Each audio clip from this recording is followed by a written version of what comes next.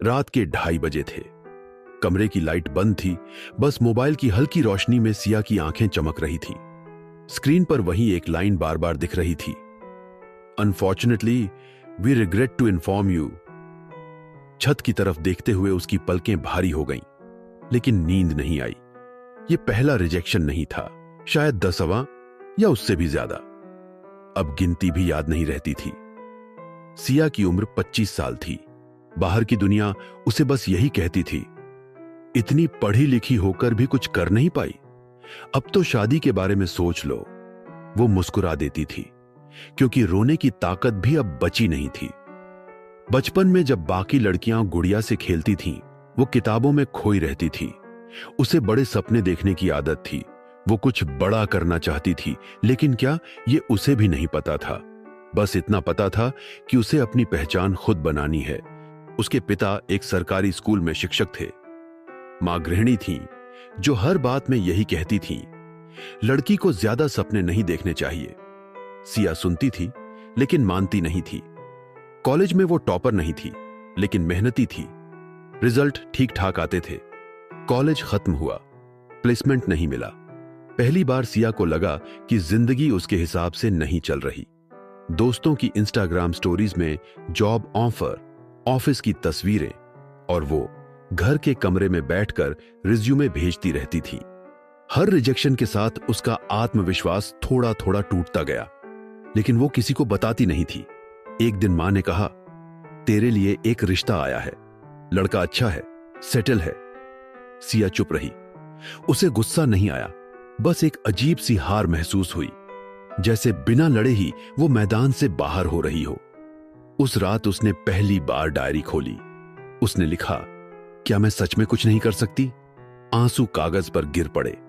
अगले दिन उसने फैसला किया, आज नहीं तो कल, लेकिन मैं हार नहीं मानूंगी। उसने तय किया कि वो सिर्फ जॉब ढूंढने के लिए नहीं, खुद को बेहतर बनाने के लिए भी काम करेगी। उसने ऑनलाइन कोर्स ज्वाइन किए, रात रात भर पढ़ाई की, कभी कभी थक कर रो भी ली। लेकिन फर्क यह था, अब वो रुक नहीं रही थी।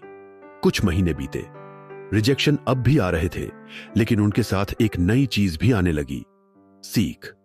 वो समझने लगी कि हर ना उसे कुछ सिखा रहा है। कहीं स्किल की कमी थी, कहीं कॉन्फिडेंस की, कहीं सिर्फ किस्मत की। घर का माहौल अब भी वही था, रिश्तेदारों के ताने, पड़ोसियों की सलाहें, लड़की की उम्र निकल रही है, कैरियर बाद में भी बन जाएगा। सिया सुनती थी, लेकिन अब वो टूटती नहीं थी। वो जान चुकी थी कि हर किसी की टाइमलाइन अलग होती है। कभी कभी रात में उसे डर लगता था, अगर सच में कुछ नहीं हुआ तो? लेकिन फिर वही वाक्य याद आता, आज नहीं तो कल। एक दिन उसे एक छोटा सा फ्रीलांस प्रोजेक्ट मिला। सैलरी बहुत कम थी, लेकिन उसके लिए वो शुरुआत थी। उसने पूरी ईमानदारी से काम किया। धीरे धीरे और काम मिलने लगे, छोटे काम, लेकिन आत्मसम्मान बहुत बड़ा था। समय बहुत लगा, लेकिन एक दिन उसे वो मेल मिला जो उसने हजारों बार सपने में देखा था। We are please to offer you. उसने जोर से सांस ली, आंखें बंद की और पहली बार दिल से मुस्कुराई। वो रोई भी, लेकिन इस बार आंसू कमजोरी के नहीं थे, ये राहत के थे। एक दिन उसने फिर से डायरी खोली और लिखा, मैं एवरेज नहीं थी, मैं बस अपने वक्त पर नहीं पहुंची थी। उसने खिड़की से बाहर देखा, सूरज ढल रहा था। अगर आज सिया किसी लड़की से मिलती तो वो बस इतना कहती, अगर आज नहीं हुआ तो कल होगा, और अगर कल भी नहीं हुआ तो परसों। बस खुद से दूर मत जाना, क्योंकि कुछ सपनों को पूरा होने में वक्त लगता है, लेकिन जो रुकता नहीं वो हारता भी नहीं। ऐसी ही सच्ची प्रेरणादायक कहानियां हम हर हफ्ते लेकर आते हैं, तो चैनल को सब्सक्राइब कीजिए और बेल आइकन जरूर दबाइए।